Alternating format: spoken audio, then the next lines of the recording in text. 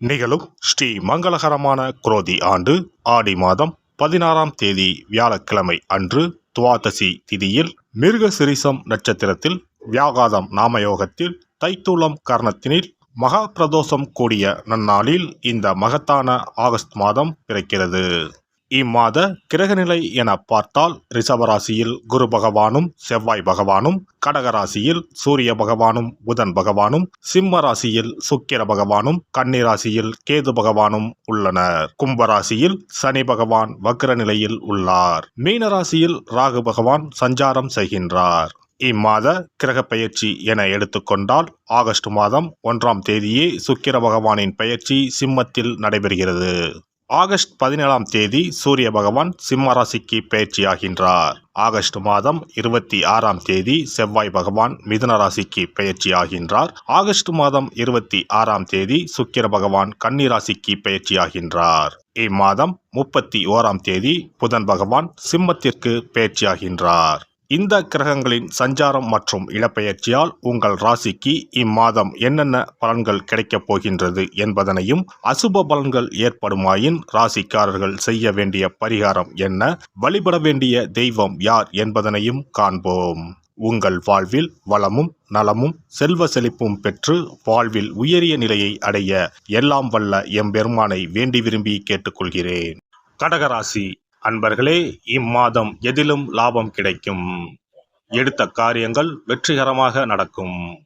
உடல் ஆரோக்கியம் உண்டாகும். வீண் கவலை நீங்கும். ஆன்மீக எண்ணங்கள் அதிகரிக்கும். சகோதரர்களால் நன்மை உண்டாகும். துணிச்சலாக எதிலும் ஈடுபடுவீர்கள். புதிய வீடுமனை வாகனம் வாங்கும் யோகம் உண்டு. நண்பர்கள் உறவினர்கள் மூலம் நன்மைகள் ஏற்படும். இதுவரை வீடு வாகனங்கள் வாங்குவதற்கு இருந்து வந்த தடைகள் அகலும். தொழில் வியாபாரம் விருத்தி அடையும். தடைப்பட்ட நிதி உதவி கிடைக்கும். ஏற்கனவே வரவேண்டியிருந்து வராமல் நின்ற ஆர்டர்கள் வந்து சேரும். உத்தியோகத்தில் இருப்பவர்களின் வேலைப்பளு வீண் அலைச்சல் குறையும். குடும்பத்தில் இருந்து வந்த பிரச்சனைகள் குறையும். புதிய வீடு வாங்கும் முயற்சியில் ஈடுபடுவீர்கள். சிலர் பழைய வீட்டை புதுப்பிப்பார்கள். வாகனம் மூலம் ஆதாயம் உண்டாகும். பிள்ளைகள் சந்தோஷமாக காணப்படுவார்கள். குடும்பத்தினருடன் விருந்து நிகழ்ச்சிகளில் கலந்து கொள்ள நேரலாம். குடும்பம் சார்ந்த விஷயங்களில் கலந்துரையாடும் போது வார்த்தைகளை கோர்த்து பேசுவது நன்மை தரும். பெண்களை பொறுத்தவரை இம்மாதம் மனக்குழப்பம் தீரும். தைரியமாக எந்த காரியத்தையும் செய்து முடிப்பீர்கள். தேவையான உதவிகள் கிடைக்கும்.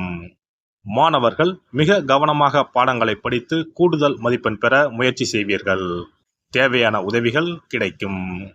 கலைத்துறையினரை பொறுத்தவரை நீங்கள் அமைதியாக இருந்தாலும் வீண் சண்டைகள் மற்றும் வீணான குழப்பங்கள் உங்களை தேடி வர வாய்ப்புள்ளது. வீடு, நிலம் மற்றும் வாகனங்கள் வாங்கலாம். அரசியல் துறையினரை பொறுத்தவரை நல்ல பெயர் உண்டாகும். மூலதனத்திற்கு தேவையான பணம் வந்து குவியும். எதிரிகள் வகையில் சற்று கவனமுடன் செயல்படவும். நட்சத்திர பலன்கள். புனர்பூசம் நட்சத்திரம். இந்த மாதம் பொருட்களை களவு கொடுக்க நேரலாம். உங்களின் உடைமைகள் மீது கண்ணும் கருத்துமாக இருக்க வேண்டும். புதிய நண்பர்கள் கிடைப்பார்கள். அறிமுகம் இல்லாதவர்களின் வீட்டில் எதையும் உட்கொள்ள வேண்டாம். பூசம் நட்சத்திரம். இந்த மாதம் நீங்கள் அமைதியாக இருந்தாலும் வீண் சண்டைகள் மற்றும் வீணான குழப்பங்கள் உங்களை தேடி வர வாய்ப்புள்ளது. தகுந்த வரன் கிடைத்து திருமண ஏற்பாடு இனிதே நடந்தேறும்.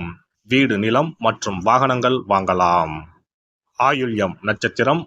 இந்த மாதம் தொழிலில் நல்ல லாபம் கிடைக்கும். ஆனாலும் கவனமுடன் இருப்பது நல்லது.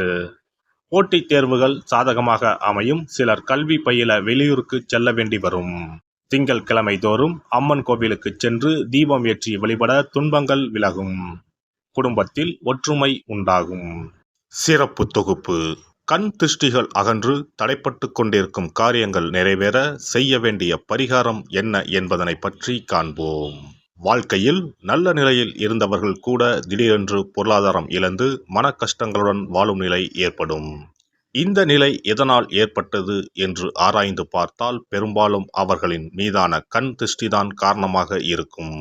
கல்லடி பட்டாலும் கண்ணடி படக்கூடாது என்று சொல்வார்கள் அல்லவா, அது உண்மைதான். இது போன்ற பிறரின் பொறாமை கொண்ட கண் திருஷ்டியினால் பலரின் வாழ்க்கை சிரமத்திற்கு ஆளாக நேரிடும். இது போன்ற கண் திருஷ்டிகளிலிருந்து எப்படி தப்பிப்பது? இருக்கவே இருக்கிறது எளிதாக கிடைக்கும் ஊமத்தஞ்செடி. தெய்வ சக்தி நிறைந்த செடியாக கருதப்படும் ஊமத்தஞ்செடியின் காய், பூ, இலைகள் என அனைத்தும் தீய சக்திகள் விரட்ட பரிகாரத்துக்கு பயன்படுகிறது. பொதுவாக ஊமத்தம் காய்க்கு கெடுதலை அகற்றக்கூடிய சக்தி உண்டு. நம் வீட்டில் உள்ள எதிர்மறை சக்தியை அகற்றுவதற்கு ஊமத்தங்காய் தீபம் சிறந்த பரிகாரமாகிறது.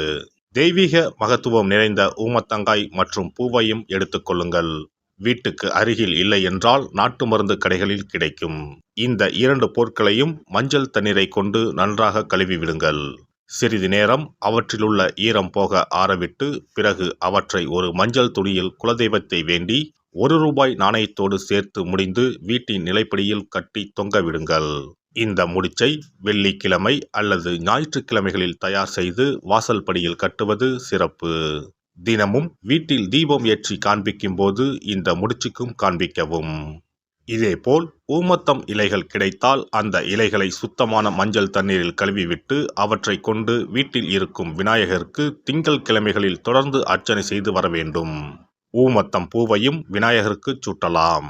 3 வாரங்கள் தொடர்ந்து திங்கள் கிழமைகளில் விநாயகருக்கு ஊமத்தை இலையால் அர்ச்சனை செய்து ஊமத்தம் பூவை சூட்டி வழிபட்டால் வீட்டில் உள்ள கெட்ட சக்தி நடமாட்டம் மற்றும் கண் திருஷ்டிகள் தீரும். ஊமத்தம் செடியும் சிவபெருமானுக்கு உகந்த இலை ஆகும். இந்த ஊமத்தங்காய் வைத்து சிவபெருமானுக்கு தீபம் ஏற்றி வழிபடுவதன் மூலம் நமது பிரச்சனைகளில் இருந்து எளிதாக விடுபட முடியும். முதலில் 2 ஊமத்தங்காய்களை எடுத்துக்கொள்ள வேண்டும். அவற்றின் மீது முட்கள் இருப்பதால் மிகவும் கவனமாக கையாள வேண்டும். ஊமத்தங்காயின் காம்பு பகுதிகளை வெட்டி கொண்டு கத்தியை பயன்படுத்தி ஊமத்தங்காயின் உள்ளே இருக்கும் விதை பகுதியை முழுவதுமாக நீக்கிவிட வேண்டும். பின்னர் 2 அகல் விளக்குகள் மற்றும் விளக்கு வைப்பதற்கான 2 தட்டுகளை எடுத்து சுத்தம் செய்து அவற்றிற்கு மஞ்சள் குங்குமம் போட்டு வைத்துக் கொள்ள வேண்டும். பின்னர் 2 தட்டின் மீதும் ஒவ்வொரு அகல் விளக்கை வைத்துக் கொள்ள வேண்டும். அதன் பிறகு எப்போதும் பூஜை செய்வதற்கு வைப்பது போன்ற வெத்தலைப்பாக்கு, பழம் போன்றவற்றை வைத்துவிட்டு 2 விளக்குகளையும் ஏற்றி சிவபெருமானை மனதார வேண்டிக் கொள்ள வேண்டும். எனக்கு இருக்கும் பிரச்சனைகள் அனைத்தும் தீர்ந்து இன்பமான வாழ்க்கை கிடைக்க வேண்டும் என வேண்டிக் கொள்ள வேண்டும். இந்த பூஜையை வெள்ளிக்கிழமை அன்று தொடங்கினால் தொடர்ந்து 9 வெள்ளிக்கிழமைகள் செய்ய வேண்டும்.